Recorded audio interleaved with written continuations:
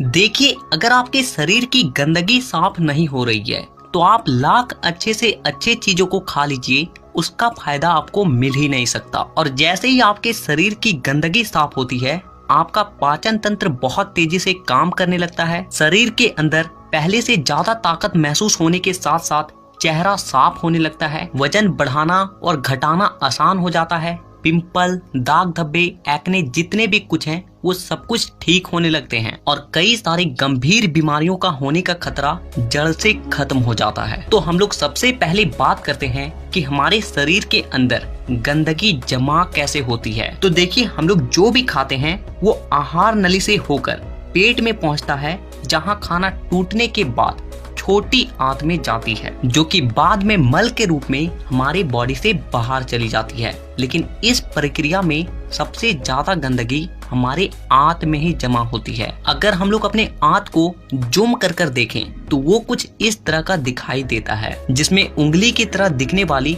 छोटी छोटी उभार होती है, जो कि एक फिल्टर के तरह काम करती है, क्योंकि इन उभार के अंदर नसें होती है जो कि हमारे शरीर के अलग अलग हिस्सों से जुड़ी होती है और इसी नस के जरिए खाने में मौजूद पोषक तत्वों को खींचकर खून में और हमारे शरीर के अलग अलग हिस्सों तक पहुंचाया जाता है। लेकिन जब हम लोग जाने अनजाने में गलत तरीके के खाने का इस्तेमाल करते हैं तो वो हमारे आंतों में चिपकने लगती है और धीरे धीरे दीवार पर एक मोटी परत बनाकर जमा हो जाती है, जिससे कि जब हमारी आंतें खाने में मौजूद पोषक तत्वों को खींचती है तो उसके साथ साथ गंदगी भी हमारे खून में मिल जाती है और फिर शरीर के अलग अलग हिस्सों में जाकर ये गंदगी जमा हो जाती है। जब ये गंदगी खून के जरिए हमारे लीवर तक पहुंचती है तो फैटी लीवर और जॉन्डिस जैसी बीमारियां होती है। जब ये किडनी में जमा होती है तो किडनी स्टोन और फेफड़े में जमा होने से अस्थमा, और जब खून के जरिए दिल तक पहुंचती है तो कोलेस्ट्रोल और हमारी नसों में ब्लॉकेज पैदा होती है। और जब ये गंदगी हमारी स्किन में पहुंचती है